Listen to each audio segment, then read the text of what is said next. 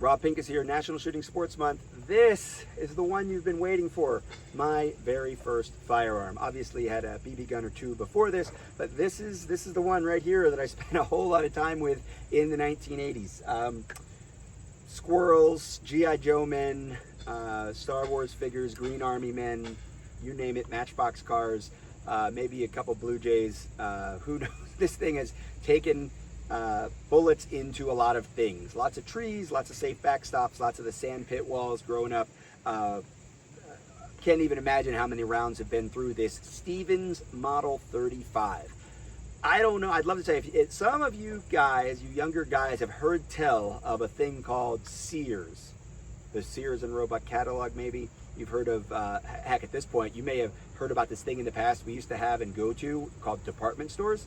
Well, this gun was made actually by Savage Industries, combined with Stevens. Stevens used to be its own company, then there was Savage Stevens. Now, of course, Savage still exists. You don't hear about Stevens anymore. This is marked Stevens Model 35. It doesn't have any of the department store names on it, but Montgomery Ward, JCPenney, and of course Sears were some of the places that you could buy this, as well as in sporting goods stores. I have a feeling this one came from a sporting goods store. I have to ask my dad. I don't know that he'll remember. But this is a 22 long rifle. You could also shoot 22 long or 22 short out of this rifle. There was a Model 35M, the 22 Winchester Magnum, but this is the regular Model 35. It's a bolt action gun. It's got a little safety back here. It's got the typical rails for the lightweight 22 scopes. This has had scopes on it at different times in the past. It's got an adjustable rear sight as far as your elevation, and then just kind of a standard front sight that sits down in that notch. And at one point, I want to say this was maybe marked, or that one was marked. I don't know. This one's beat up. I'm sure it had a plastic butt pad at one point. That's missing. And you can see I wasn't afraid. I didn't have a Dremel, but I was not afraid to modify my guns because I have expertly mounted this Cordura camouflage sling, classic, I'm going to say early 80s era Cordura sling, literally like flathead screwed into the stock. All kinds of love marks and scratches and dents. I have seen a lot of people complain about these on the internet. When, time to time, I'll say, what's going on with it? What's going on with the hate for the Savage Industries Stevens Model 35 from the department store? These were like $50 guns, maybe $60 guns back in the day. So I don't know what people are expecting. Mine still works. It does have a magazine. I want to say it was like 7 or 8 shots. No idea where any magazines might be. This was not in the era of extended banana clips type magazines. Maybe there's some out there, but I don't think so. This was discontinued, this model, sometime in the late 80s. Didn't make it into the 90s. But man, just countless memories with this gun. So much fun.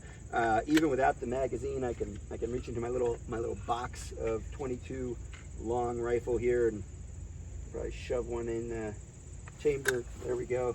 And like I said, the safety is kind of push forward to shoot forward. That's the way the bullets want to go. I think it says safe with a little arrow pointing back. Without my reading glasses on, I wouldn't have any idea. Let's see, there's a piece of steel down there. Well, I guess you got to push up on the trigger group a little bit. It's a little loose in there, but still a lot of fun to shoot. And yeah, a little hard to get it out of the chamber. Okay, maybe I know where some of the hate is coming from. It's a pot metal, not well-made gun that cost, like I said, 50, 60 bucks back in the day. But man, I had so much fun with it, and I don't mind pushing up on the trigger guard a little bit and having to work a little bit harder on that extraction. And let's see, if I go back to that piece of steel, it's the easiest thing to do.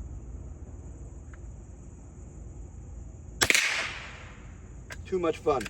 And yeah, it's a little sticky, but man, that's memories right there. If you don't have an old $50 or $60 gun in your collection that's beat up and well used, I'd encourage you to go get one. National Shooting Sports Month might be your excuse.